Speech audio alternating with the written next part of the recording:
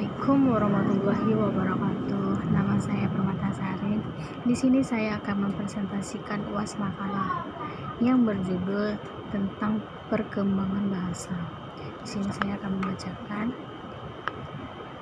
penanganan.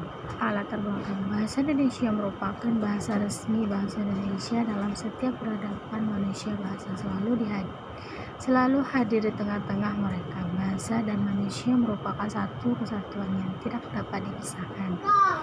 Hal ini dapat dilihat dari berbagai mana bahasa bertindak sebagai suatu media yang membantu manusia dalam kehidupan sehari-hari. Bahasa yang hadir dalam suatu kelompok masyarakat merupakan hasil dari interaksi antara sesama manusia ada di tempat tersebut. Hal ini juga berlaku bagi bahasa Indonesia yang telah diciptakan berpuluh tahun lalu dan mengalami perkembangan yang begitu signifikan. Hingga kini, perkembangan bahasa Indonesia selalu memiliki keunikan tersendiri. Kosakata asing yang diserap ke dalam bahasa Indonesia bertujuan untuk memperakaya.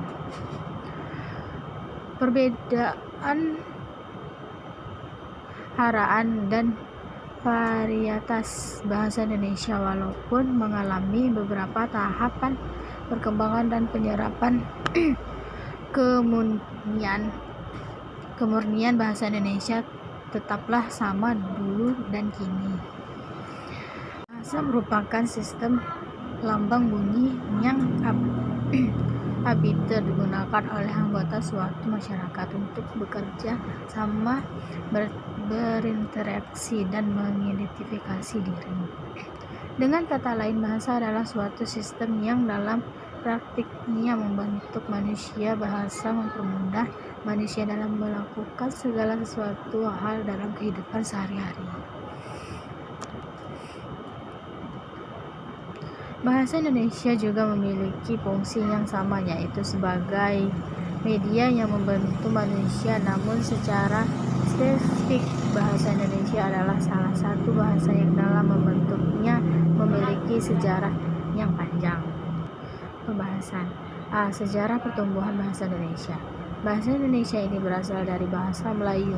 Bahasa ini telah tumbuh dan berkembang bahkan sebelum bahasa Indonesia diklarifikasikan sebagai bahasa bangsa persatuan dalam Sumpah Pemuda tanggal 20 Oktober 1928. Namun kini timbul mengapa kemudian dari sekian banyak bahasa yang tersebar Indonesia, mengapa justru bahasa Melayu lahan yang menjadi asal akhirnya bahasa Indonesia. 1. Bahasa Melayu sebagai lingua franca. Bahasa Melayu sudah digunakan sebagai bahasa perdagangan Sriwijaya. Di sini bahasa Melayu menjadi bahasa yang dapat dipahami dan digunakan dalam perdagangan oleh sebagai latar belakang bahasa yang berbeda dengan bahasa Melayu menjadi dalam aktivitas perdagangan bangsa Melayu menjadi daerah di Nusantara. 2. Sistem bahasa Melayu praktis dan sederhana. Bahasa Melayu berbeda dengan bahasa Indonesia. Dalam bahasa Melayu tidak mengenal bunda busuk atau bahasa yang disampaikan berdasarkan serta-rata sosial yang dipakai oleh masyarakat Jawa. Misalnya dalam penggunaan kata sapaan Jawa. Kata sapaan kepada orang tua berbeda dengan seorang anak kepada teman sebayanya, sehingga kepraksisan dan kesederhanaan ini lah yang membuat bahasa Melayu lebih diterima dibanding dengan bahasa lain. 3. Kebutuhan politik. Untuk mengatasi perbedaan bahasa yang ada di Indonesia tidak mungkin memilih salah satu bahasa dari ratusan bahasa ibu yang dimiliki oleh suku-suku yang terbesar di Nusantara. Karenanya, memilih salah satu bahasa ibu sebuah suku. B. Perkembangan bahasa Indonesia. 1. Perkembangan bahasa Indonesia belum merdeka. Pada dasar bahasa Indonesia berasal dari bahasa Melayu pada zaman Kerajaan Sriwijaya. Bahasa Melayu digunakan sebagai bahasa penghubung antar suku di Nusantara dan sebagai bahasa yang digunakan dalam perdagangan baik di Nusantara maupun di luar Nusantara. 2. Perkembangan bahasa Indonesia sudah merdeka. Bahasa Indonesia lahir pada tanggal 28 Oktober 1928. Pada saat itu, para pemuda dari pelosok Nusantara berkumpul dalam rapat para pemuda berkarir. C. Ragam bahasa Indonesia. 1. Ragam bahasa berdasarkan cara berkomunikasi. Ragam bahasa dapat dilihat dari segi sarana atau jalur yang digunakan. Dalam hal ini dapat disebut adanya ragam lisan dan ragam tulisan.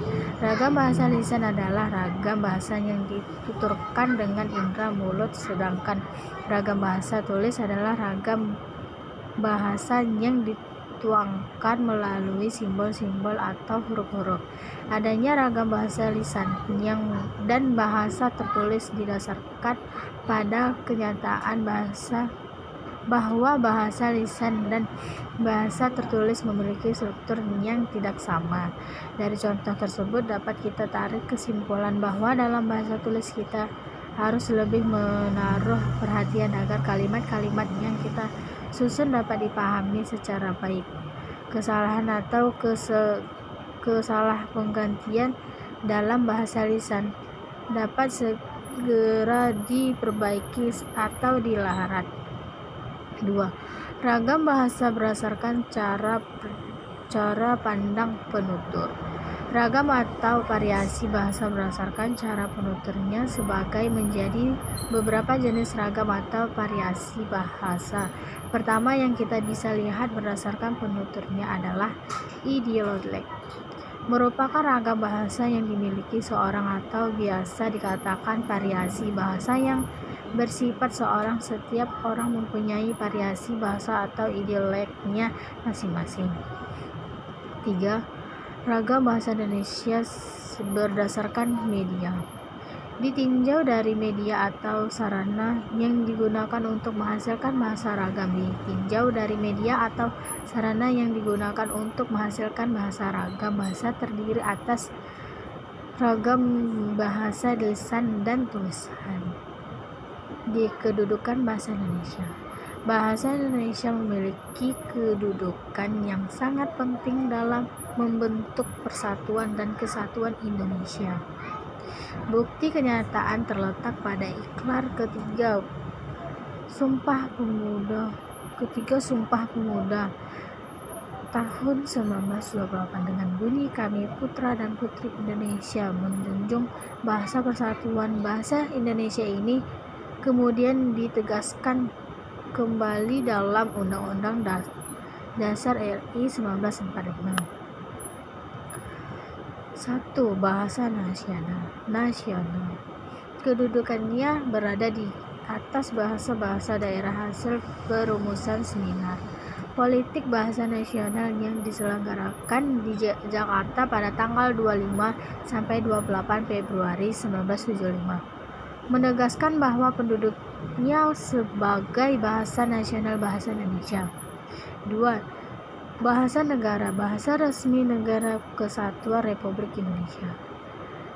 Dalam hasil perumusan seminar politik bahasa nasional diselenggarakan di Jakarta pada tanggal 28 Februari 1975, kemudian bahwa di dalam kedudukannya sebagai bahasa negara. Fungsi bahasa Indonesia. Bahasa memiliki dua fungsi. Fungsi ini terbagi ke dalam fungsi umum dan fungsi khusus umum. Terdiri dari sebagai alat untuk mengucapkan perasaan atau mengekspresikan diri dari berbagai alat komunikasi, sebagai alat berinteraksi sosial, serta sebagai alat kontrol sosial. Adapun fungsi khusus terdiri dari mengadakan hubungan dalam pergaulan sehari-hari, mewujudkan seni sastra, mempelajari bahasa-bahasa kuno. Penutup. Kesimpulan 1. Sejarah pertumbuhan bahasa Indonesia, yaitu berasal dari bahasa Melayu. 2. Perkembangan bahasa Indonesia resmi lahir pada tanggal 28 Oktober 1928 dalam bentuk diikrarkan Sumpah Pemuda. 3. Ragam bahasa Indonesia ada 4, yaitu cara berkomunikasi, cara pandang penutur, cara pembicara, dan media. 4. Kedudukan bahasa Indonesia terbagi menjadi 2, yaitu sebagai bahasa nasional dan bahasa negara. 5. Fungsi bahasa Indonesia memiliki 2 fungsi, yaitu fungsi umum dan fungsi khusus. Dari saya, apabila ada kesalahan, saya mohon maaf. Wabillahi taufiq wal hidayah. Wassalamualaikum warahmatullahi wabarakatuh.